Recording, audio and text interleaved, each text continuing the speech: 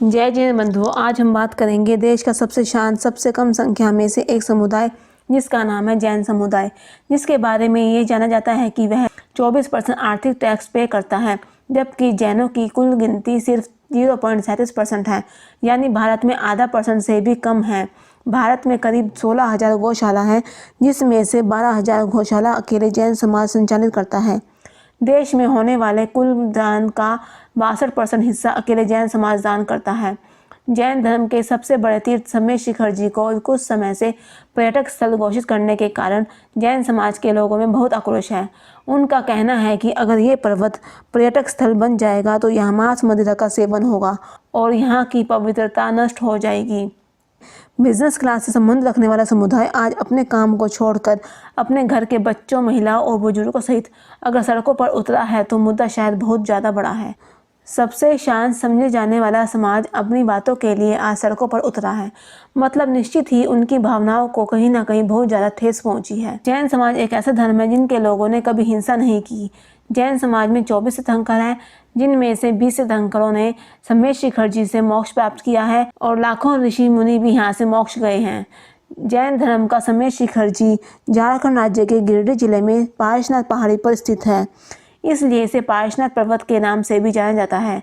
जैन धर्म के सभी तीर्थों में से समय शिखर जी सबसे बड़ा तीर्थ माना जाता है, इसलिए इसे पर्वतराज भी कहा जाता है। इस पर्वत पर जैन लोग पूरी शुद्धि के साथ नंगे पैर निर्जल रहकर कंकड़ी पत्थरों से गुजरते हुए 27 किलोमीटर की यात्रा करते हैं। साथ ही 57 किलोमीटर की पहाड़ की परिक्रमा भी लगाते हैं। ऐसा भी माना जाता है जो 3 बार सच्चे भाव से इस पर्वतराज की यात्रा कर लेता है वो कई योनियों से मुक्ति पा लेता है। और वहीं ऐसे पवित्र स्थान के लिए झारखंड सरकार एक अजीब नोटिफिकेशन जारी करती है। झारखंड सरकार द्वारा 22 फरवरी 2019 को एक गजट अधिसूचना जारी की है। जब इस प्रस्ताव को पास किया गया उस समय 16 मेंबर की कमेटी बनाई गई और उन 16 लोगों से हस्ताक्षर कराए गए जिन्हें जैन धर्म के इस पवित्र स्थान के बारे में जरा भी जानकारी नहीं थी और इसे पर्यटन स्थल घोषित कर दिया गया।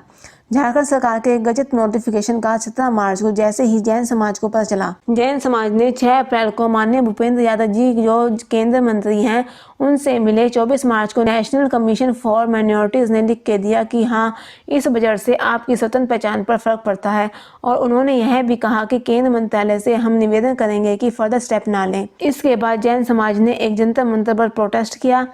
29 मार्च को राज्यसभा के अंदर रेवती रमन सिंह जी राज्यसभा सांसद ने विषय उठाया। इसके बाद 11 दिसंबर से प्रतिदिन देश भर में जैन समाज प्रदर्शन कर रहे हैं, जहां जहां संभव है अपने विरोध प्रदर्शन के साथ साथ प्रतिरोध कर रहे हैं। 1 जनवरी 2023 को नव वर्ष के पहले दिन राजधानी दिल्ली के इंडिया गेट पर लाखों की संख्या में जैन समुदाय का जनसैलाब उमड़ पड़ा। पूरे देश भर से जैन समुदाय के लोगों ने शिखर जी आंदोलन में सहयोग दिया। जैन भाई जो बिना किसी तोड़फोड़ और हिंसा गतिविधि के अपने स्थान पर खड़े होकर केवल नारे लगा रहे थे, उन्हें भी जबरन पुलिस वालों ने जेल में डालने के उद्देश्य से बसों में भरना शुरू कर दिया। पहली बार अहमदाबाद की सड़कों पर जैन समाज के लोगों ने भी प्रदर्शन किया। 1 लाख लोगों ने 10 किलोमीटर तक मोर्चा निकाला, हाथों में तख्ती लिए जिस पर लिखा था जैन समाज कम है लेकिन कमजोर नहीं। मुंबई में भी ये प्रदर्शन देखने को मिला और वहीं की लोकल ट्रेन में भी 4 जनवरी को लोग प्रदर्शन करते हुए नजर आए। समस्त बेंगलोर जैन समाज का प्रतिनिधिमंडल ने आज कर्नाटक के राज्यपाल श्री थावरचंद जी गहलोत से मुलाकात कर समय शिखर जी के झारखंड सरकार द्वारा घोषित पर्यटन स्थल के विषय पर ज्ञापन सौंपा और समाज की भावना से अवगत कराया। और वहीं गुड़गांव में भी 4 जनवरी को जैन समाज के नाराज लोगों ने महावीर जैन पार्क से महारैली निकाली और लगभग 3 किलोमीटर के इस मार्च में गुड़गांव के मिनी सचिवालय पहुंचकर डीसी को राष्ट्रपति के नाम ज्ञापन सौंपा, जिसमें मांग की गई है झारखंड सरकार ने पारसनाथ पहाड़ी को पर्यटन स्थल बनाने का जो फैसला किया उसे वापस ले। जब तक ये फैसला वापस नहीं लिया जाएगा जैन समाज इसी तरह रोष प्रकट करेगा।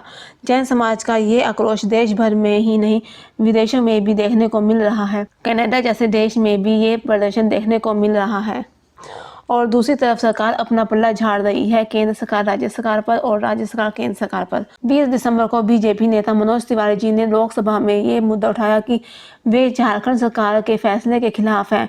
4 जनवरी को झारखंड मुक्ति मोर्चा के एक नेता ने ये साबित करने की कोशिश की है कि ये जब भी गजट नोटिफिकेशन 2019 में आई वो बीजेपी सरकार की तरफ से आई। अब दोनों सरकार एक दूसरे पर आरोप प्रत्यारोप लगा रही है। दूसरी तरफ देखा जाए तो जैन मुनि श्री यज्ञ सागर जी ने जैन समाज की मांगे न मानने की वजह से 10 दिन अनशन पर रहकर प्राण त्यागे। 3 जनवरी को उनकी समाधि हो गई। इसी चलते मुंबई में पुलिस की अभद्रता और लाठीचार्ज के विरोध में दूसरे मुनीश्री अनशन पर बैठे हैं। कोटा जैन समाज ने भी ओम बिरला जी को ज्ञापन सौंपा। एक तरफ श्री ओम बिरला जी हैं जो अजैन होकर भी जैनों का साथ खड़े हैं, दूसरी ओर बड़े बड़े नेता हैं जो पैसे पावर खोने के डर से अभी भी गलत का साथ देकर सरकार के हाथों की कठपुतली बने हुए हैं।